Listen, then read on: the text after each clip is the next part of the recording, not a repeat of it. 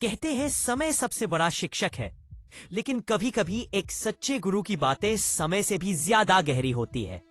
बहुत समय पहले की बात है। प्राचीन भारत का एक दोपहर का वक्त। सूरज अपनी सुनहरी किरणें घने जंगलों के बीच बिखेर रहा था। हवा में मिट्टी की खुशबू थी और पत्तों की सरसराहट में कोई रहस्य छिपा था। एक विशाल बरगद के पेड़ के नीचे एक वृद्ध ब्राह्मण बैठे थे, वही महान आचार्य चाणक्य। उनके चारों ओर शांति का एक घेरा था, मानो प्रकृति भी उनकी वाणी को सुनने को उत्सुक हो। उनके सामने बैठा था उनका शिष्य, युवा चंद्रगुप्त मौर्य। उसकी आंखों में उत्सुकता की लौ थी, जैसे कोई दीपक ज्ञान के तेल से भरा हुआ हो। चंद्रगुप्त ने प्रणाम किया और बोला, गुरुदेव, क्या हर बात संसार से साझा करनी चाहिए, या कुछ बातें ऐसी होती हैं जिन्हें अपने भीतर ही रखना चाहिए? चाणक्य ने आंखें मूंदी। उनके चेहरे पर गंभीरता और करुणा दोनों थी। कुछ पल मौन रहा। हवा में घंटियों सी गूंज थी। फिर उन्होंने धीरे धीरे कहा, हे चंद्रगुप्त, आज मैं तुम्हें जीवन का सबसे गूढ़ सूत्र बताऊंगा।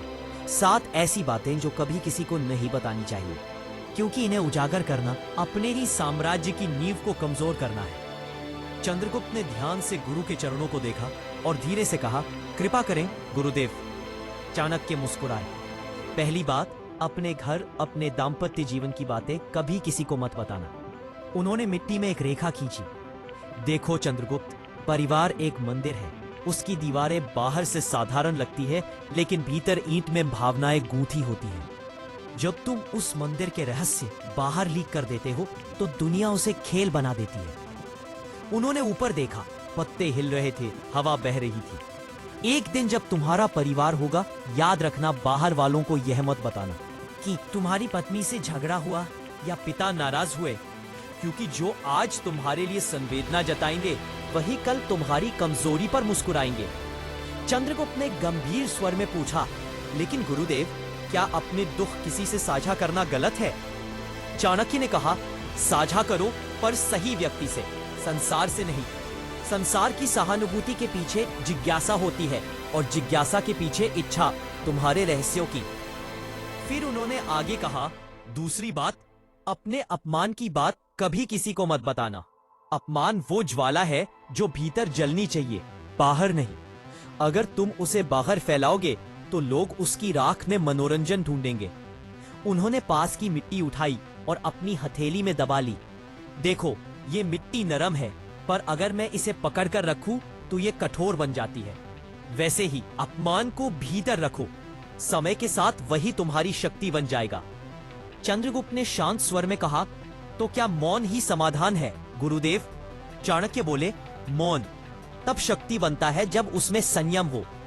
हर अपमान का प्रतिकार तर्क से नहीं, परिणाम से करो। थोड़ी देर दोनों मौन रहे।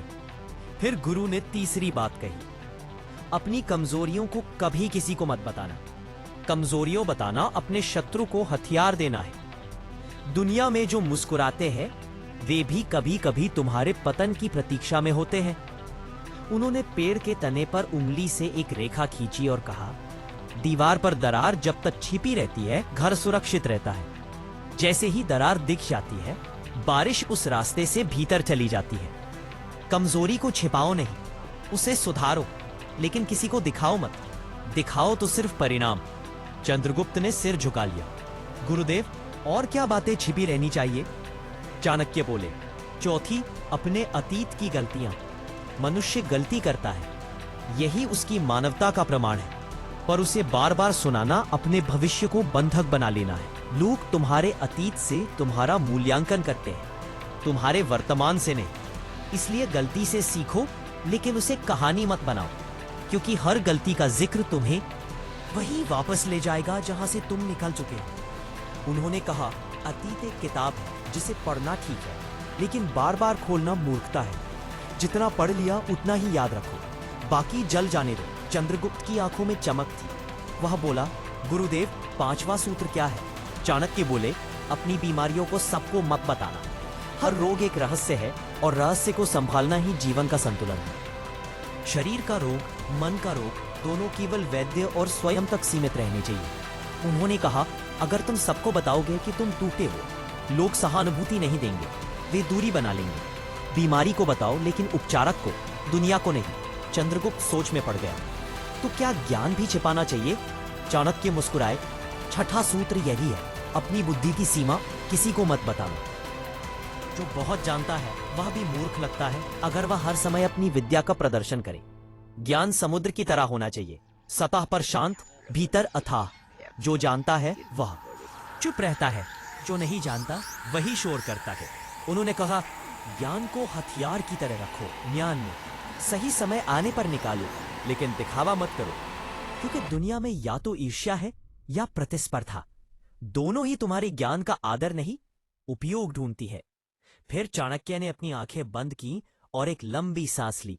और सातवां सूत्र सबसे गहरा, अपनी योजनाओं और रणनीतियों को किसी को मत बताना, क्योंकि हर योजना जब तक गुप्त रहती है उतनी ही शक्तिशाली होती है।